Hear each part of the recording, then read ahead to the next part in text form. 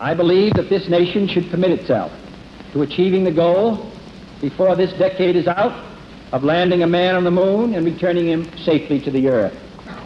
No single space project in this period will be more impressive to mankind or more important for the long-range exploration of space, and none will be so difficult or expensive to accomplish. When President Kennedy laid down this challenge, the Soviet Union already had secret plans to land a man on the moon. They spent billions of rubles on the race. Yet for over 2 decades, they pretended their program did not exist. It is the biggest cover-up in the history of space travel.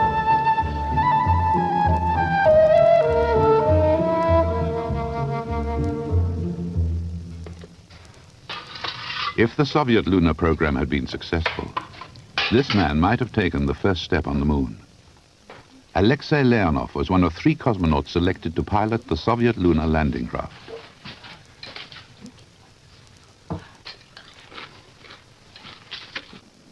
There were a total of 9 cosmonauts in the program. Some, like Leonov, were training to land on the moon. Others were preparing to fly round it.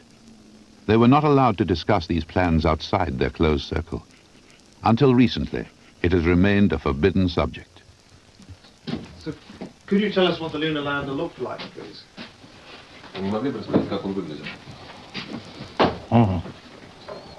Today, for the first time, General Leonov agreed to describe his secret mission. Much better to make a scheme instead of many words.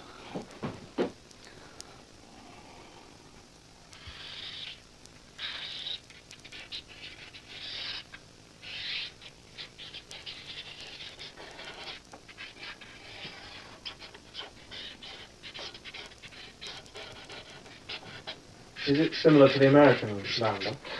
Like American, because the spacecraft which are going to land into the moon, this spacecraft must have all necessary equipment for that.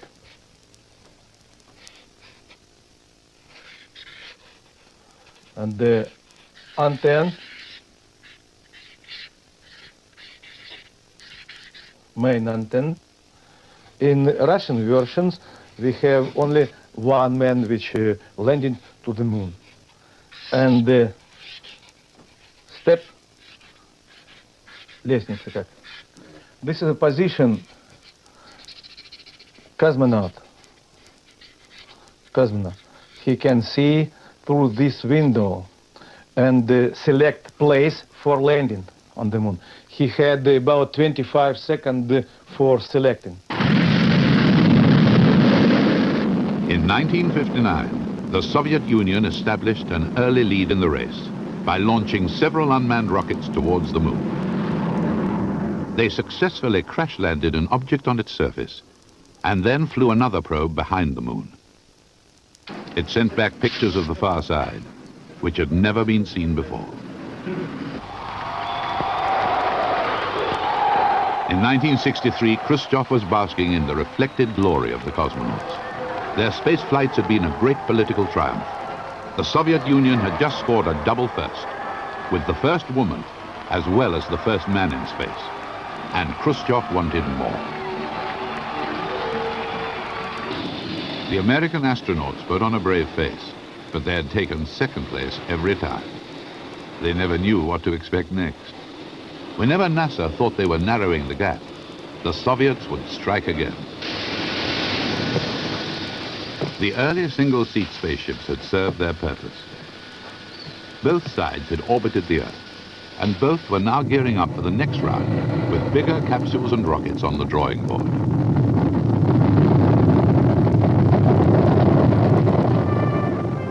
Korolev, the chief designer behind the Soviet space program, was developing his strategy to put a man on the moon. A new giant rocket would have to be built, big enough to carry a lander and command module to the moon.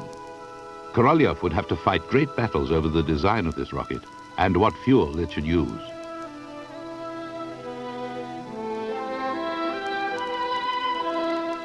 Once in lunar orbit, It was planned that a cosmonaut would make a spacewalk from the command module to the lander, which was folded up inside the lower stage. Blasting the lander free, this cosmonaut would begin his descent to the moon, while his partner remained in orbit. The Soviets knew it would be safer to land 2 men, as the Americans were planning to do, but the Soviet rocket would not be able to carry the extra weight.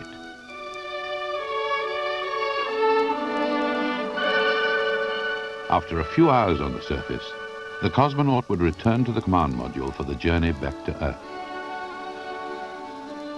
But the moon landing was years away, and the chief designer faced a more immediate challenge. He knew that NASA had plans to launch a 2-seat spacecraft called Gemini, which would allow astronauts to rendezvous in orbit and perform spacewalks. Korolev had a 3-man spaceship on the drawing board. This craft, called Soyuz, was a brilliantly adaptable design which could be used for the moon missions and link-ups in space, but it would not be ready in time to be Gemini. To satisfy Khrushchev's demands, Korolev hatched a desperate plan: to convert the old single-seat Vostok craft, which had taken Gagarin and the other cosmonauts to space, into a 3-seater. Many of the engineers rebelled because safety would have to be sacrificed in order to stay ahead of the Americans.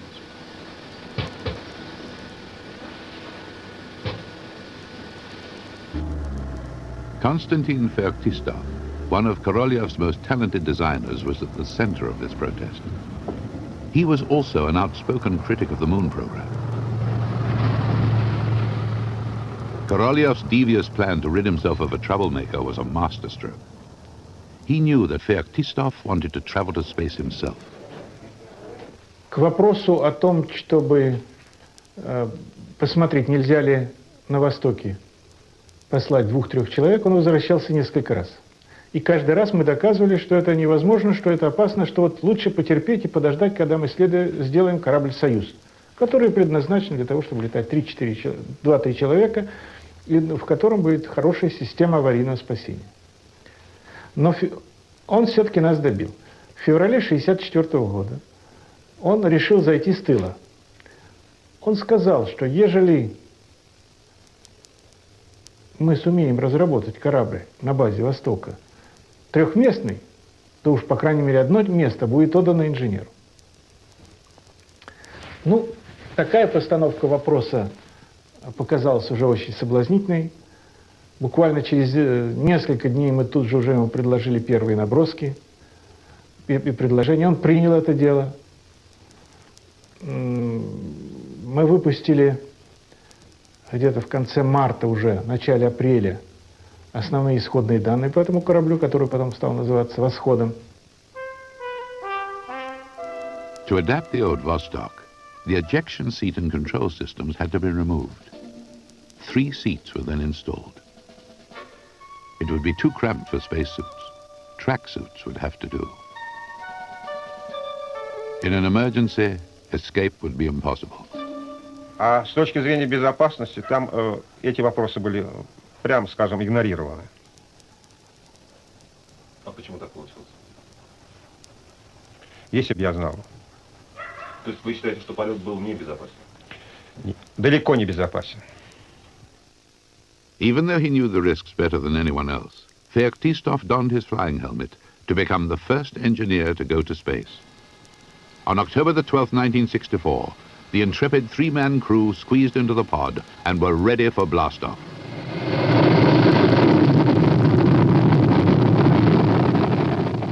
Потому что ракета, на которой мы летели, мощность ее струи — это примерно 10 миллионов лошадиных сил.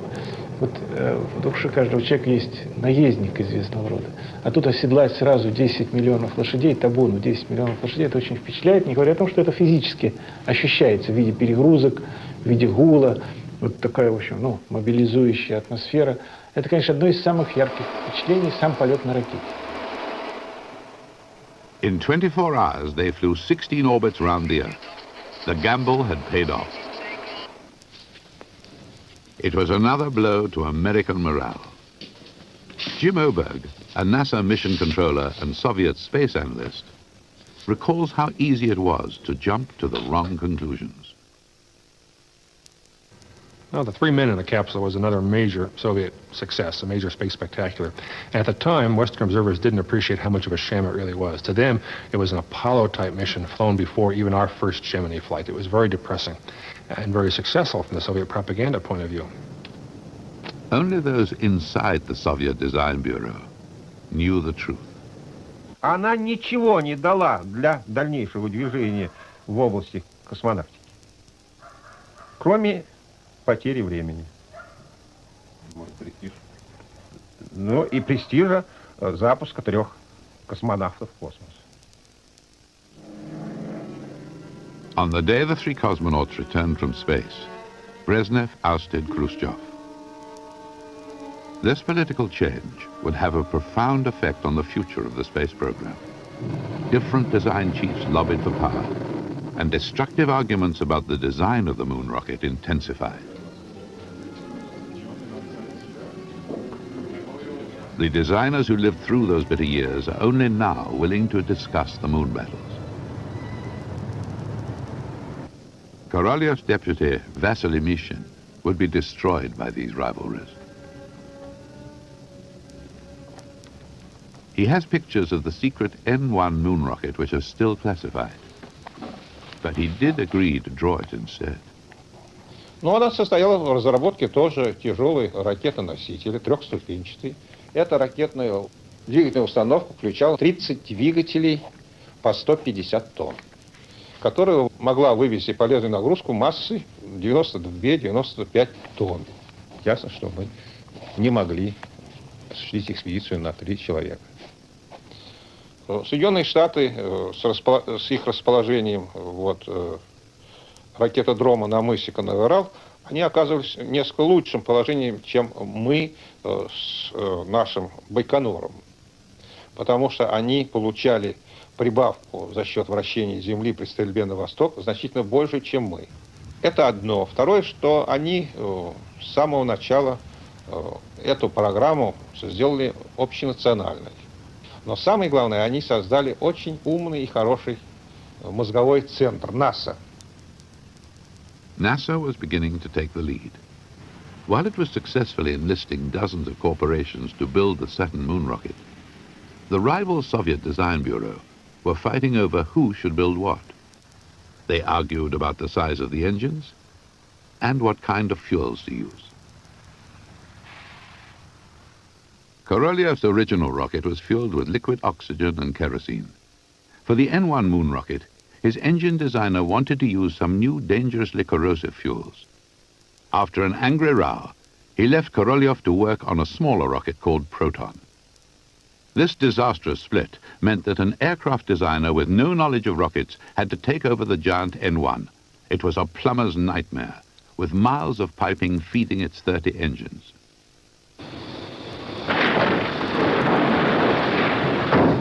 While the engineers set to work, the chief designer had another surprise up his sleeve. To get to the moon, they would need to develop a new technique, spacewalking. Korolyev chose Alexei Leonov for the job. Обращаясь ко мне, одевай скафандр и попробуй, можно ли выполнить задачу, связанную с выходом человека в открытое космическое пространство. А перед этим он сказал знаменитые слова. Моряк, находящийся на борту океанского лайнера, должен уметь плавать в океане. Космонавт, находящийся на борту космического корабля, должен уметь плавать в открытом космосе. For the cosmonaut to leave the ship, they designed a flexible airlock which looked rather like a shower curtain. Voskhod 2 was similar to Voskhod 1, except it only had 2 seats in order to accommodate the spacesuits and to give the spacewalker enough room to maneuver into the airlock. Once inside, he would shut the inner hatch and open the outer. It was ingenious, but not easy to use, as Leonov would discover. Climbing in and out was a struggle. The success of the moon missions depended on being able to perform a spacewalk with a self-contained air supply. Когда я первый раз одел этот скафандр, то мне показалось, что дышать невозможно, двигаться невозможно. Много проблем надо было решить. и проблема шлюза, чтобы он был компактен и в то же время удобен, проблема скафандра, проблема системы жизнеобеспечения. 36 килограммов весит ранец, давление 300 атмосфер. 300 атмосфер. Надо было им владеть, как обычно, вещевым мешком. Я понимал, что в космосе будет легко, но чтобы дойти до космоса, надо было выполнить большую-большую работу на Земле. An aeroplane flown in a special arc created the effect of zero gravity and allowed Leonov to test the suit in weightless conditions. 18 марта на космодроме утро было снежное, необычное для Казахстана. Мы одели свои скафандры, подъехали к ракете. Сергей Павлович подошел ко мне, пожал руку и пожелал сделать все, как нужно. И еще пожелал попутного солнечного ветра. Потом, после полета, он меня спросит об этом.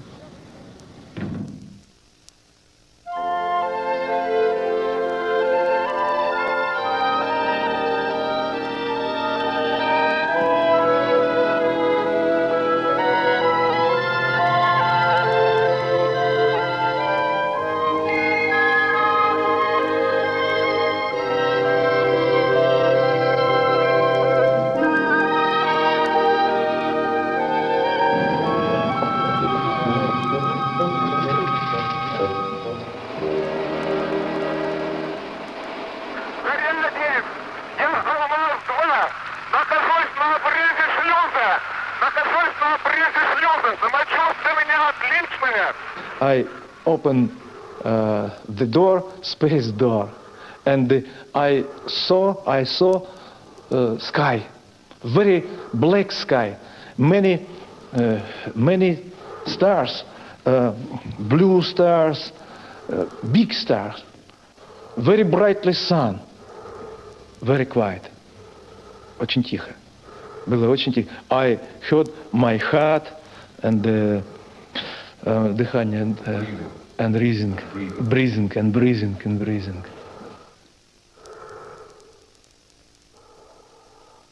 Это было интересное состояние, которое я переживал. Раньше никогда я этого не чувствовал.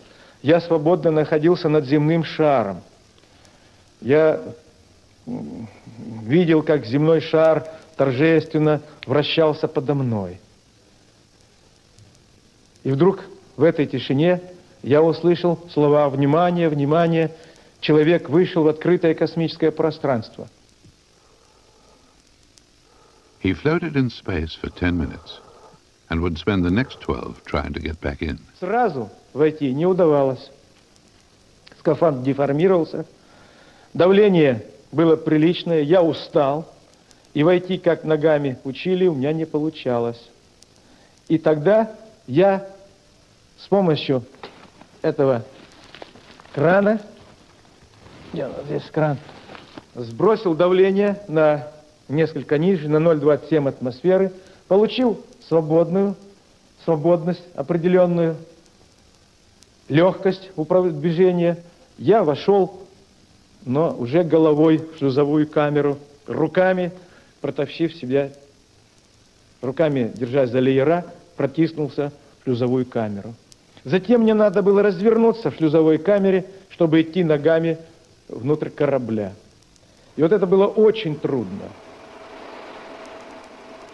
Leonov was lucky to escape with his life. He very nearly ran out of air in his struggle to re-enter the airlock. And by releasing the pressure in his bloated spacesuit, he also risked an attack of the bends. The return to Earth was just as traumatic. The automatic navigation system failed. So with Yuri Gagarin talking them down, they had to land the craft manually. During re-entry, the aerials burned off. The crew had no way of communicating with mission control. In fact, they were 1,000 miles off course and had to be rescued from a forest.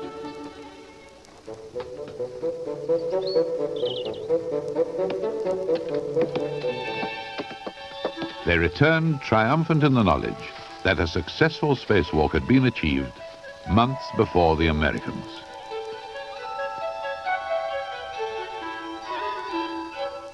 Korolev welcomed back another hero of the Soviet Union, knowing how crucial this latest triumph was to the moon program. By the mid-60s, the Soviet manned lunar program was well underway. Yet today in this Moscow museum, there's nothing to suggest the existence of their most ambitious space endeavor. Only the hardware from their successful unmanned lunar probes is on display. Before 1966, nobody knew what is the lunar surface like. Some scientists said that it is like stone. Some scientists said that it is very deep dust layer, maybe 3 meters. And we must design our aperture very good to all these surfaces. Georgy Grechko helped to design a bouncing probe capable of settling on any kind of lunar terrain. This big ball disappeared, and this small fall on the moon surface. Then these devices slowly go in this position, and because of these 4 feet motions, this device go strictly in the vertical direction, this axis, to send the signal to the Earth. And could you tell us what happened to the first pictures the probe sent back? Maybe it was not so good for us, but the truth is truth, and glasnost to glasnost. We had in that time a very big bureaucratic system, and when we have the snaps from the moon surface in our bureau, we give it for some small boss. The small boss give it for not so big boss, and then to big boss, to biggest, and this way was very long. At Jodrell Bank in Manchester, Sir Bernard Lovell started picking up some strange signals on his radio telescope. Using a newspaper facsimile machine, he was able to decode the picture. And Mr. Lowell from Jodrell Bank had these photographs in his in Jodrell Bank, and kept it 1 hour, 2 hours, 3 hours, and then he decided to send our pictures to your newspapers. So the first pictures of the moon surface were published, not in Pravda, but in the Daily Express. Korolev never saw them. He died on the operating table at the age of 59. During his lifetime, he had been considered so important to the Soviet Union that officially he had never existed. Now that he was dead, he could receive the highest accolade, burial in the Kremlin wall.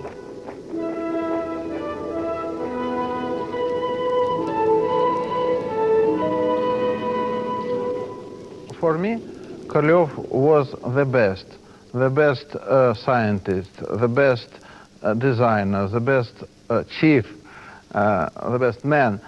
When he was a chef of this designer bureau, we always were ahead of our American colleagues. Korolev was genius. Of course, one genius is much better than 1,000, maybe like me. His successor would have to face some intractable problems. The battle lines between the rival rocket design groups were more entrenched than ever. The man who took over was Korolev's deputy, Vasily Mishin. He inherited a moon program that had lost years of development because of political infighting over the N-1 moon rocket. But at last, the long-awaited Soyuz spacecraft, another vital part of the moon project, was ready to fly. This spaceship would be used for all future manned missions. The man selected for the maiden flight was Vladimir Komarov, who had commanded the dangerous three-man-in-a-pod mission. Конечно, это очень мой хороший товарищ был, которому я очень доверял. Ну, в общем, он имел не только образование летчика, он имел образование инженера. Естественным образом на него и выбрал, так сказать, пал выбор быть первым испытателем Союза.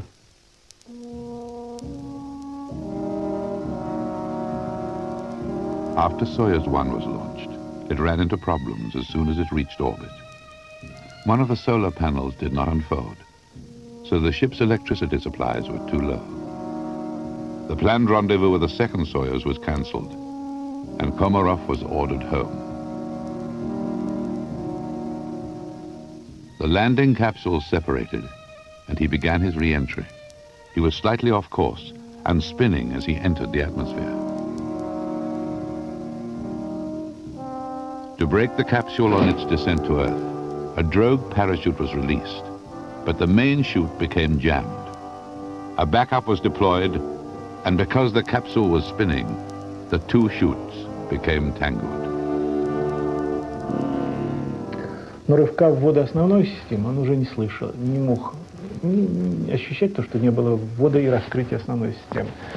Он наверняка должен был зафиксировать ввод запасной системы, но продолжалось вращение, оно не быстрое вращение, оно все-таки имело место, он мог его ощущать. Кончилось тем, что аппарат с большой скоростью, несколько десятков метров в секунду, врезался в землю, и Комаров погиб. Komarov's fatal mission was the first under the new chief designer. This tragedy would set back the Soyuz program over a year. Gagarin, who was Komarov's backup on the mission, paid tribute. Пламенного патриота, офицера-коммуниста, воспитанного Ленинской партией, замечательного товарища и верного боевого друга. A year later, Gagarin himself was killed on a routine training exercise when his plane crashed in some woods.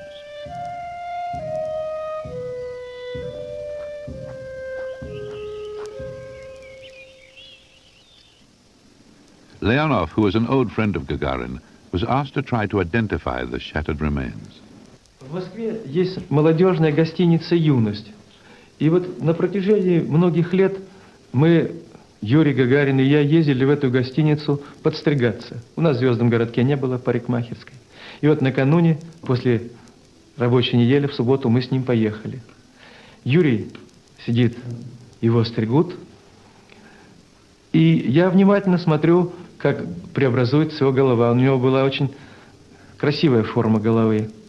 Ему делают скобочку, и на шее родинка. Мастер режет, стрижет, подчищает бритвой. Я говорю, смотри, не срежь ему эту родинку. Я ее вижу, эту родинку. И вот, когда начали опознавать останки, то показали мне часть Юрия Гагарина, именно та часть головы и шеи, где была эта родинка. И если я до этого сомневался и не хотел верить, что Юрий погиб, то вот эта родинка, которую я видел накануне, как очень красивую точку, красивой формы на молодом крепком теле, я ее увидел уже среди останков. Да, это родинка Юрия Гагарина. The Soviet space program was now reeling from the death of its patron saint Gagarin, its founding father Korolev, and one of its best cosmonauts, Komarov. The moon seemed further away than ever.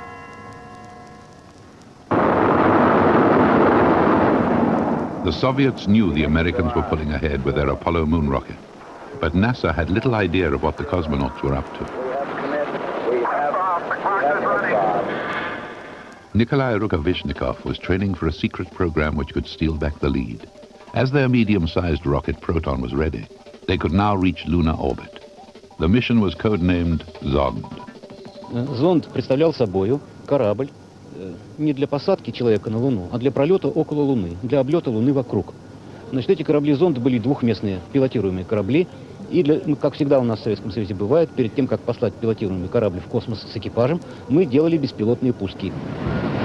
The first unmanned Zond, having looped around the moon, made an unintentional splashdown in the Indian Ocean. Its navigation system had failed.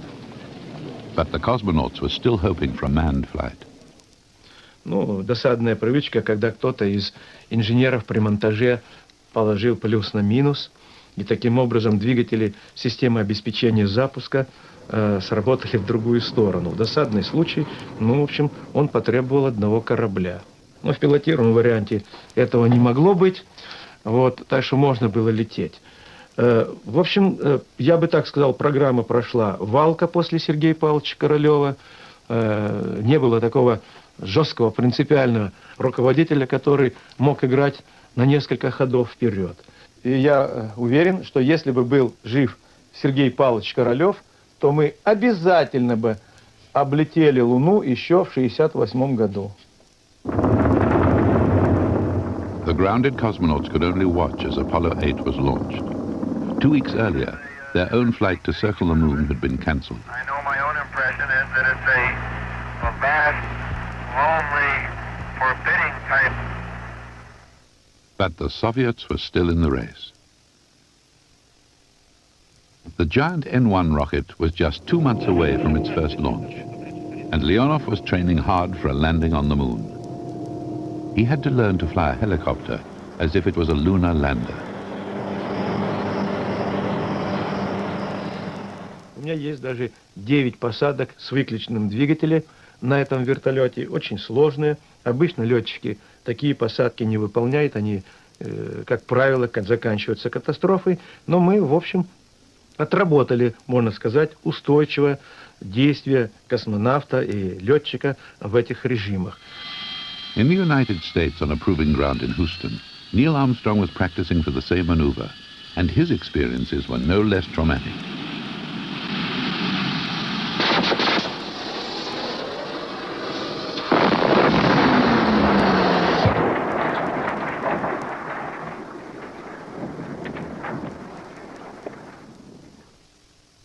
In February 1969, the N-1 moon rocket had its maiden flight from this pad. 70 seconds after liftoff, it caught fire and blew up. 6 months later, on its second launch, it exploded again, this time totally destroying the launch pad. The Soviet engineers now realized they were unlikely to land a man on the moon before the Americans, so they accelerated their unmanned program. This probe, called Luna 15, was designed to bring back rock samples from the moon's surface. Apollo 11 was launched 3 days after Luna 15. The astronauts were racing a robot to the moon. Good, all engines, all sources show the second stage is burning perfectly. 2 minutes, 51 seconds into the mission. The Soviets had one more chance to get something to the moon first, ahead of Apollo, and that was the lander here, which was supposed to bring back the samples before the astronauts could do so. They launched one of those just shortly before Apollo 11. And as it reached the moon, as Apollo was circling the moon in July of 1969, waiting for the landing spot, this was also in orbit, the Luna 15, and it descended toward the moon and crashed right here, Moya Kryzizov, the Sea of Crises, just as we were landing on the Moya Spokojstvia, right here, successful on the Sea of Tranquility, right there. The Luna 15 marker, it's gone, they haven't even put it back. Okay, all flight controllers, go. We're landing. Retro. Go. Right up. Go. Guide. Go. Forward. Go. 4 forward. Just into the right a little. 30. 30 seconds. 30 seconds. Forward. Just 40 feet down. 2.5. Picking up some dust. Straight shadow. Contact light. Okay, engine stop. We've had shutdown. We copy you down, Eagle.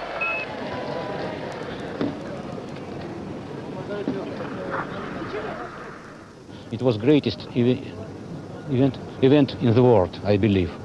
Величайшее событие в мире было. И мы, когда наблюдали по телевидению, как Армстронг ногою касался поверхности Луны, это было крайне интересно. Как раз телевизионная камера показывала которая стояла на Аполлоне, на посадочном модуле, она показывала немножко лунный грунт, конец лестницы и ногу Нейла Армстронга, когда он касался Луны. Вы сожалеете, что это не было? Ну, как вам сказать, коллеги все-таки наши, не мы, так они сделали. Когда-нибудь и мы что-нибудь тоже сделаем впервые или сделали впервые. Бывает всяко. Наверное, американцы тоже сожалели, когда Гагарин первый полетел в космос. Дело не в этом, что сожалеешь, не сожалеешь. Я, например, лично просто радовался за прогресс человечества в этот момент. Ну, специалисты вообще следили с большим вниманием следили за этой замечательной программой, которую американцы осуществили. А вот общественность об этом была проинформирована существенно позднее. Через несколько лет. И много лет. What they did publicize was the success of their next unmanned lunar lander. But by the time Luna 16's robotic arm drilled into the moon's surface, 4 Apollo astronauts had brought back samples to America. To retrieve the Soviet moon dust, it was flicked into a canister and blasted back to Earth. It was an ingenious mission which enabled the Soviet Union to collect moon rock, even if it was only a few ounces. The Apollo astronauts would collect several hundred pounds.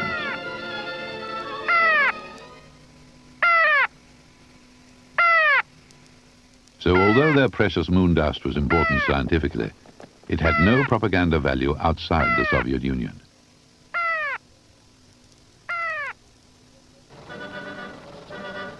They were eager to prove they could explore the moon without man. Who needed cosmonauts anyway? Work began on a remote-controlled vehicle that could cope with any terrain. Looking like a Victorian perambulator, Lunokhod would actually beat the American buggy to the moon. But the images from the later Apollo flights are the ones which stick. Who can forget the joyride of the century as the lunar buggy bounced over moon dunes? Oh, this is going to be some kind of different ride. Driving Lunokhod was much less fun. It was controlled remotely from a lab in Moscow.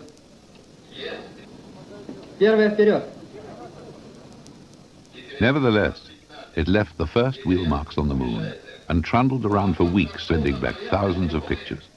It was proclaimed as a victory for unmanned space exploration.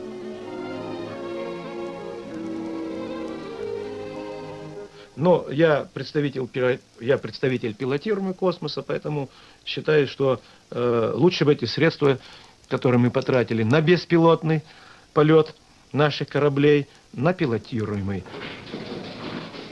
By the end of the 60s, the only way forward for the manned program was to build space stations which could be used as a base for long-duration missions. This was the beginning of a new era in the grand plan.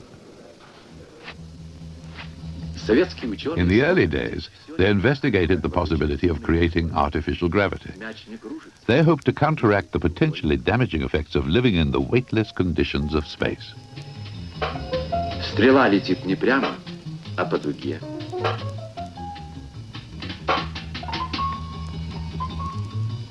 Земных космонавтов-испытателей регулярно навещает врач.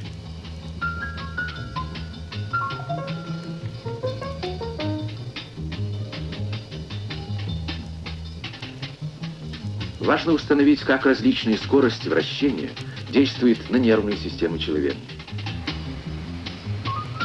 Здесь созданы условия для нормальной жизни, отдыха и работы человека.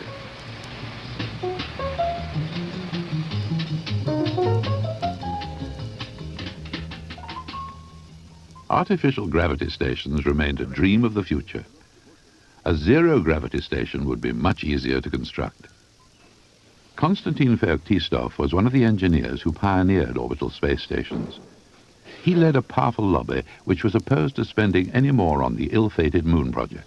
В общем-то, в 60-х годах нам было, как инженерам, ясно, что все-таки главное дело для пилотируемых работ – это создание пилотируемых орбитальных станций. Но руководство было категорически против. Мишин, тогда руководитель конструкторского бюро, был категорически против. Он считал, что дело наше делать лунную программу, ракету Н-1, а все остальное ерунда, и на это тратить силы не надо. И мы не знали, с какой стороны подойти, чтобы переубедить руководство в этом деле. Ну, какие-то наши доброжелатели из центрального аппарата ухитрились вставить в текст доклада Брежнева слова о том, что магистральный путь развития космонавтики лежит через орбитальные станции. So, by going behind his boss's back, Fektistov achieved his goal. The first space station was named Salyut. It was designed to dock with the Soyuz spacecraft and was ready for launch in 1971.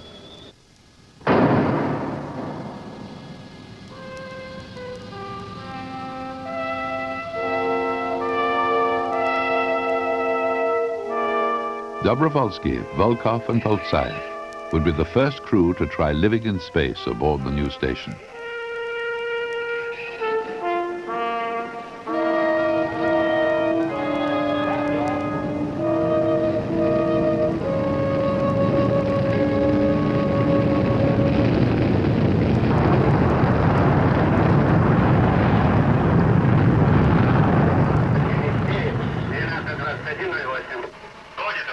They quickly adapted to life on board the station and carried out many experiments.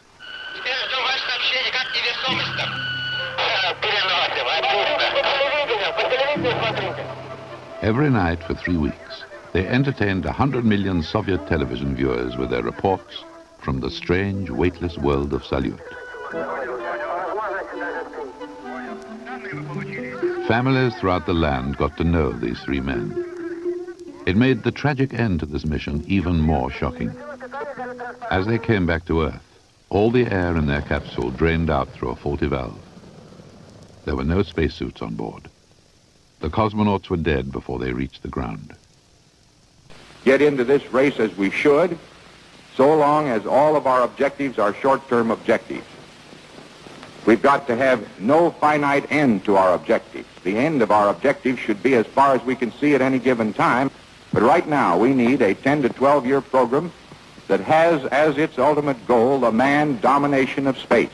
And if we don't, we're going to be in trouble. I believe that this nation should commit itself to achieving the goal, before this decade is out, of landing a man on the moon and returning him safely to the Earth.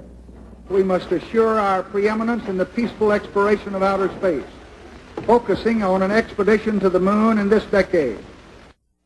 T-minus 60 seconds and counting. We passed T-minus 60. 55 seconds and counting. Neil Armstrong reported back when he received the good wishes. Thank you very much. We know it will be a good flight. Good luck and Godspeed.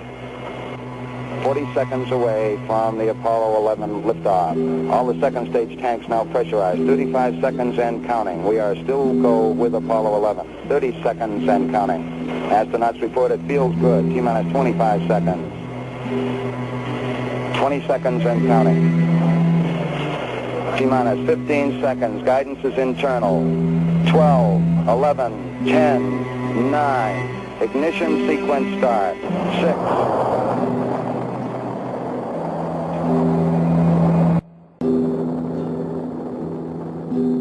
Unbeknownst to the citizenry, high above the Earth, beginning at an altitude of 1,000 miles and extending an additional 25,000 miles, lay lethal bands of radiation called the Van Allen radiation belts. Every space mission in history with humans on board, from both the United States and Soviet Union, from the first in 1961 to the present, has been well below this deadly radiation field. Mercury, Gemini, Soyuz, Skylab, the Space Shuttle, all maintained altitudes well below 1,000 miles. All except Apollo. The more experienced Soviets spent 100 hours in space for every 20 hours of the US. In order to survive the hour-and-a-half journey through this radiation field necessary to reach the moon and return, solid lead shielding between the astronauts and the exposure outside would be required.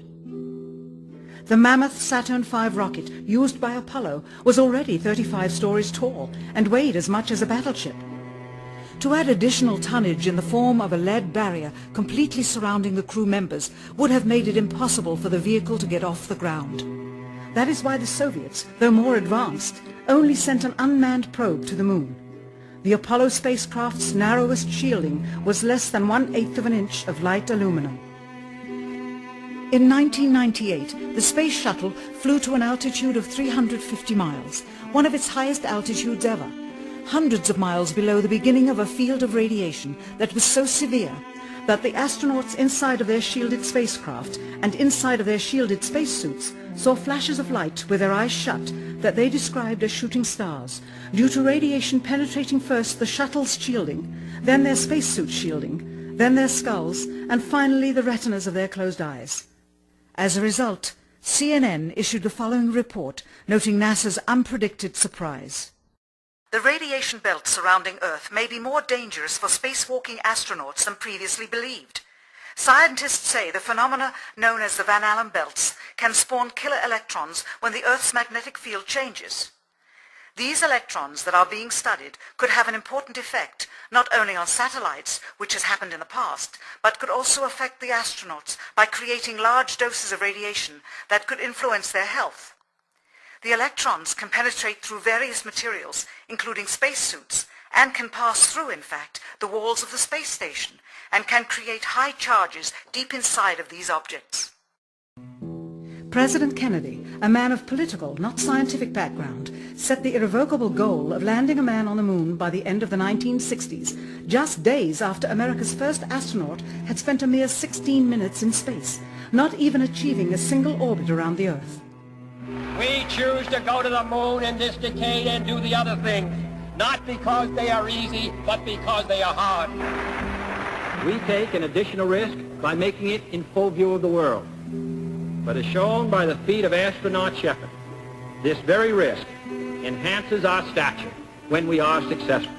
The technology necessary to launch the massive Saturn V rocket and an intercontinental ballistic missile is 95% similar. When the Soviet Union launched mankind's first satellite, Sputnik, in 1957, there was grave concern that they had mastered space ahead of the United States and might use this advantage to launch a first nuclear strike from an orbit high above North America. When they also put the first animal in space, then the first man in space, then achieved the first spacewalk, the first crew of 3, and the first ever of 2 simultaneously orbiting spacecrafts, concern turned to fear and then horror as America watched their communist enemy achieve all these firsts with no hope in sight of ever catching up. President, a member of Congress said today that he was tired of seeing the United States second to Russia in the space field. I suppose he speaks for a lot of others. What is the prospect that we will catch up with Russia and perhaps surpass Russia in this field? However tired anybody may be, and no one is more tired than I am, it is a fact that it's going to take some time, and I think we have to recognize it. They secured these large boosters, which have led to their being first in Sputnik and led to their first putting their man in space. We are, I hope, going to be able to carry out our efforts with due regard to the problem of the life of the man involved this year, but we are behind. If it was impossible to better the Soviets in the space race, which was really a race of technological armaments, what could be done? How could America offset the threat of superior weaponry? Throughout the history of rivalry and war, astute generals of lesser armies than their counterparts have used deceit and misinformation as a method to achieve victory. In World War II, for example, columns of inflatable tanks were placed at locations afar from Normandy to draw German forces away from the real location of invasion. The Star Wars missile defense program rigged tests to make it seem more advanced than it really was. That's the conclusion of the General Accounting Office. The aim was to fool the Soviet Union about US military readiness during the Cold War.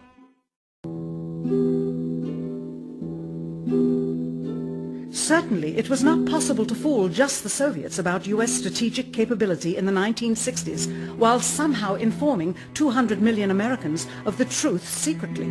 In order for them to believe the United States had the capability to go to the moon, everyone would have to believe it. Furthermore, the pride of a nation was at stake, and the goal of a martyr, not to mention the growing unrest domestically of a government throwing tens of thousands of lives away in a foreign war riddled with contradiction and ambiguity. In addition, the Apollo program had already spent billions of dollars. If it failed to achieve its goal with such an investment, it would indeed be a large and bitter pill for the taxpayers to swallow. The cost of the program, whose sole goal was to be the first to plant a flag on the lifeless rock just outside the Earth, if adjusted for inflation to the 21st century, was $135 billion. With a profit margin of just 7%, this would be equal to over $9 billion profit going to the privileged contractors chosen by their friends at NASA. If the machinery was in fact only achieving Earth orbit, as other earlier missions had already done, then the completion and functionality of the other components would not have been as important, and even more profit would have been made. $135 billion could feed 2 million people for their entire lives. It could also buy 2 million two-bedroom houses. Yet how could such an undertaking be kept secret, and for such a long time? To the latter, one needs only to remember that an unsolved riddle 6 years older, the assassination of President Kennedy, still daunts the minds of the vast majority of Americans. As apparent of a conspiracy as his assassin being assassinated himself, the truth of the matter has still escaped history. In keeping a secret of the magnitude of the Apollo missions being fraudulently created, one turns to the Manhattan Project for comparison. Surreptitiously building the first nuclear bomb during the early to mid-1940s involved 129,500 people over a 3-year period. Yet the secret did not get out. A quarter century later, the art and technology of espionage inevitably improved, narrowing dramatically the number of players in the know of a large clandestine operation. Just 1 year before the first mission to the moon, NASA launched the Tetra satellite, specifically designed to simulate flight data coming from the moon, so that the ground crews could rehearse the landing, much as the astronauts did in their own simulations. Had it not supposedly fallen back to Earth, all that would have been needed during the actual flight would be a repeat of one of these computer programs, with a few original variations, transmitted to the satellite for rebroadcast to Houston. Scores of computers and their deceived operators on the ground would then receive prearranged information, including the alleged location, altitude and fuel consumption of the spacecraft, as if it were descending to the moon's surface. If the Soviets tried to find the actual location of an Apollo crew in the hundreds of thousands of miles surrounding the Earth and the moon, it would be tantamount to trying to find a rowboat in the Atlantic Ocean. The fact that the Apollo program was so departmentalized, with various construction and test sites around the country, meant that only a few people saw the whole picture. And for the first time ever, there was no independent press coverage of such an historical event. Whatever pictures and sound were distributed to the public were strictly controlled and previewed by the federal government. They were then disseminated unchecked until this hour. For who would realize that the unthinkable was not only possible, but absolutely true?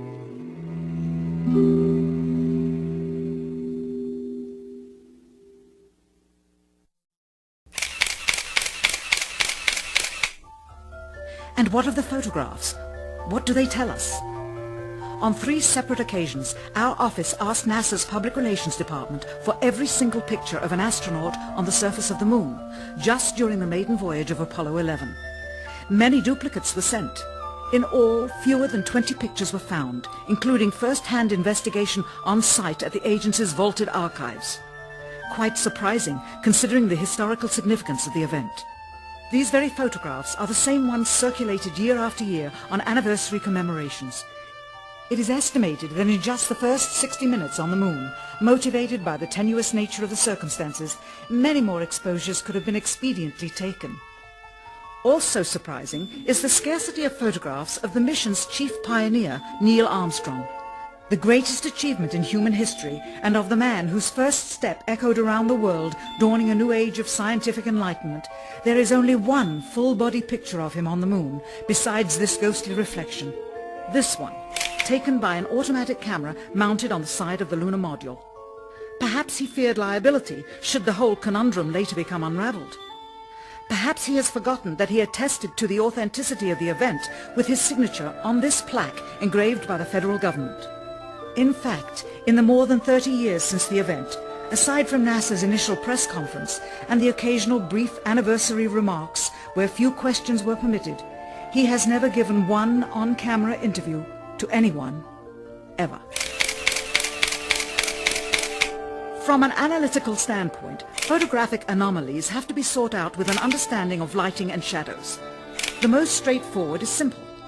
When objects are lit solely by the sun, as all the scenes on the moon were said to be, after all, lighting equipment was not only impractical, it was unnecessary in bright sunlight, then all shadows, regardless of the landscape, will run parallel with one another and never intersect, as shown by this example.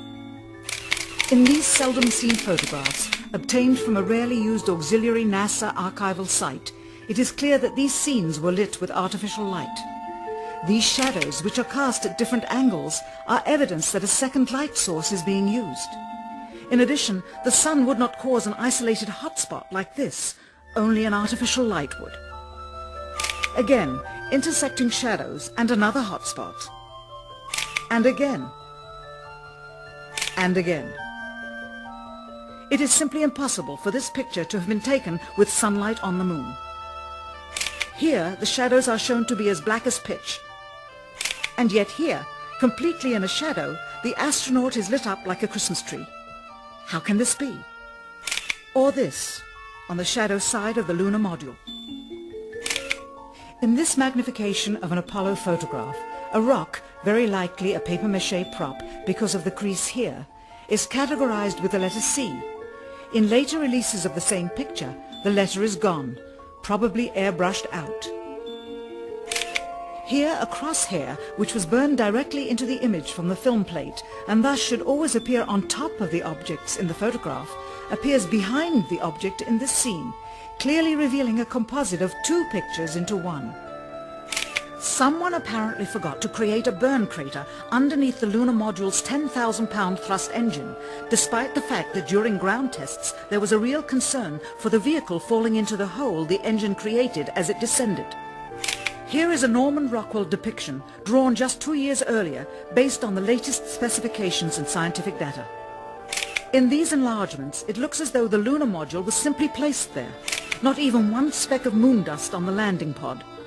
As a result, all subsequent flights had to have the same discrepancy, which was explained away by the effect of no atmosphere. And what about stars? On the moon, with no atmosphere, they must have been quite a sight to behold. Yet there is seldom any mention of them, if ever, by any of the astronauts on any of the missions. Undoubtedly, creating a mural with all the constellations properly placed in the sky would have been virtually impossible to create accurately, much less realistically. A competent amateur astronomer would have been able to call attention to the slightest error in measurement. The answer? Not to talk about the stars. Ever. In their post-flight press conference, it was the only question to which Neil Armstrong responded with an absence of memory. When you looked up at the sky, could you actually see the stars and the solar corona in spite of the glare? We were never able to see stars from the lunar surface or on the daylight side of the moon by eye without looking through the optics. I don't recall during the period of time that we were photographing the solar corona what stars we could see. I don't remember seeing any. Years later, though, Michael Collins would remember seeing the elusive stars and wrote about them in expeditions to the moon. It seems his memory improved the older he got. Why don't stars appear in any of the photographs? Simply because the proper, mostly closed exposure setting for the camera's iris, set that way to compensate for the bright sunlight on the moon's surface, completely diminished the faintness of relatively distant specks of diminutive light. This answer is true. It does not, however, explain why they never took any pictures of the stars by themselves, with an exposure setting perfect for them. While they took 3 automobiles to the moon, they never took a photographic telescope. Had they done so, they would have been able to see farther into the universe than had ever before been realized. If they had taken a telescope and were not actually on the moon, they would have had to concoct undiscovered galaxies that might one day prove to be non-existent. The cost of the 3 moon rovers in 21st century currency? Nearly $60 million each, though they had fewer parts than a Jeep. Where was all this money going? Then there's the flag, blowing in the wind, at least twice, on the atmosphereless moon. We can only guess that most of the missions were staged inside, for fear of possible aerial or satellite reconnaissance from an unfriendly nation. The backpacks, designed for 1/6 gravity, must have had the cooling systems removed to allow for movement without falling over. With very near and hot studio lighting, that left one hot astronaut inside. Assuming that it was the astronauts inside after all, their faces were always covered. The necessary mammoth amounts of air conditioning were probably responsible for the air current. Here the editor cuts to a still shot of the flag, just as the effect becomes noticeable. Here it is unchecked. This rare clip, attained decades ago, was never re-released with the inevitable increase in experience and scrutiny. To demonstrate 1/6 gravity, a bouncy, floaty feel to the astronauts' movements would be similarly achieved with relative simplicity. Slow motion. You are viewing the scenes as they aired more than 30 years ago. Now let's look at them with the speed doubled. It becomes discernible that they are, in fact, in Earth's gravity, and are no more leaving the ground than they would on Earth. It is clear from these rarely seen color television pictures that the crew of Apollo 11 brought a high-resolution color video camera with them on their mission, yet the only pictures broadcast live from the moon's surface were these from a low-definition black and white camera. In fact, the networks complained because in addition to this, they were forced to shoot the images, second generation, off of a projection TV of the technology of 30 years ago, and were not even allowed to take a direct feed, which further degraded the quality and clarity of the images. Perhaps this was precisely what NASA and the federal government had in mind. After all, it was a first, regardless of where they were. Better to open up their debut mission with fuzzy pictures and numerous blackouts, rather than show too much revealing detail of a false scene that was yet unproven. And finally, the element that seals their fate. Of all the footage of Apollo 11 requested from NASA over a 5-year period, one gem was discovered just before the completion of this documentary. An old reel received by mistake. It contains the raw or unedited footage of the crew of Apollo 11, Michael Collins, Edwin Aldrin Jr. and Neil Armstrong, staging part of their mission for nearly an hour in living color, with exceptionally clear behind-the-scenes audio of conversations discussing the techniques used to achieve a disingenuous picture depicting the Earth at a distance, in order to falsely demonstrate their far journey from it and their ability to survive passing through the Van Allen radiation belts. It cannot be misconstrued that this staging was done for some other reason prior to the mission, for the reel itself is slated and dated July 18th, 19th and 20th, 1969, the very days of the mission when they were said to be approaching and achieving lunar orbit. Furthermore, it is apparent they are in genuine zero gravity aboard the actual spacecraft, necessary to convince the mass media of their authenticity, just not any further than Earth orbit, as you will see. In this never-before-seen or heard footage, not only is the radio conversation between the astronauts and Houston Control audible, there is a secondary, private conversation taking place between the crew and a third confidential party, prompting the astronauts with what to say, when to speak, and how to effectively manipulate the camera to achieve the desired misleading effect. NASA claims that the Houston transmissions were the only ones taking place with the astronauts. Listen now as Houston Control initiates a conversation with the crew, only to find them too preoccupied with the behind-the-scenes trickery to respond. Moments pass and the oversight is picked up on by the clandestine third party, who quickly prompts them with talk. Immediately, Neil Armstrong speaks. Hello, Apollo 11. Houston, Goldstone says that the TV looks great. Over.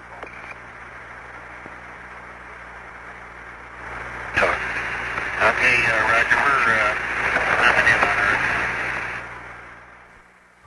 Again, the illusion they are attempting to create is the Earth at a distance to demonstrate their far journey from it and their ability to survive passing through the Van Allen radiation belts.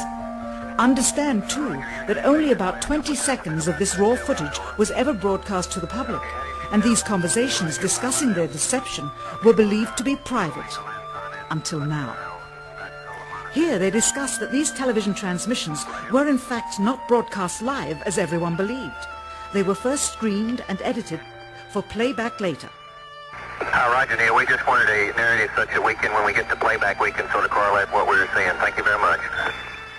Here they discuss the fact that they have turned out the lights and have blocked out sunlight from entering the spacecraft through the other windows as to not cause any reflected light to fall onto the spacecraft's wall in the foreground. Okay, very good. Well, we shut out the sun coming in some of the other windows into the spacecraft, so it's looking through the number one window, and there isn't any reflected light. The reason this was done is so that the truth of the matter would not be revealed. It is this. Though the federal government would have you believe that this is a view of Earth from a distance out of the spacecraft's window as it nears the moon, it is not.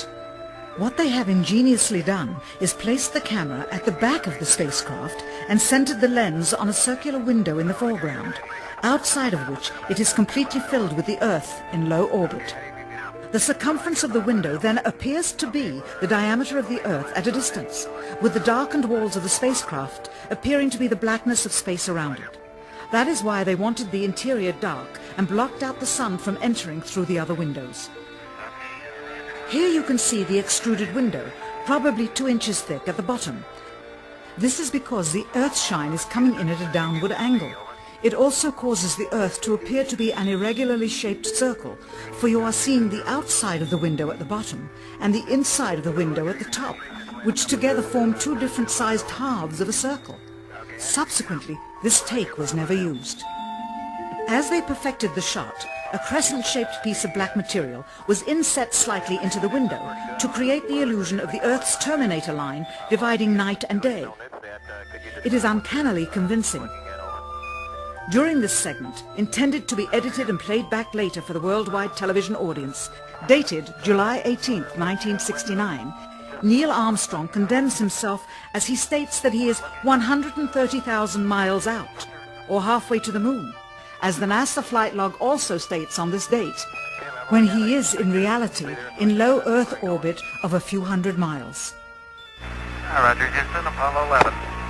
Calling in from about 130,000 miles out. Here, during another segment, also intended to air after review, Neil Armstrong falsely explains to the viewers how the shot is attained by putting the camera's lens to the window's glass, as it would have to be if they were the claimed distance away from the Earth. We only have one window that has a view of the Earth, and it's filled up with a TV camera. If the window was completely filled up with a TV camera, as he stated, then an astronaut's arm would not be able to get between the camera and the window, as it obviously does here in this outtake. South America becomes invisible just off beyond the Terminator or inside the shadow. You can also notice how the astronaut operating the camera reacted to the mistake by attempting to pan away from it. Blue gas, see white bands of major cloud formations across the Earth. This is a segment that they believed wasn't even being recorded, much less suitable for broadcast, for the lens was being zoomed out and the scene was being changed to that of an interior of the astronauts at work, and apparently the stop button popped back up on the recorder without notice. Here is the diffused work light that they used to see camera controls, but not throw light onto the spacecraft's wall. Here they remove part of the crescent insert.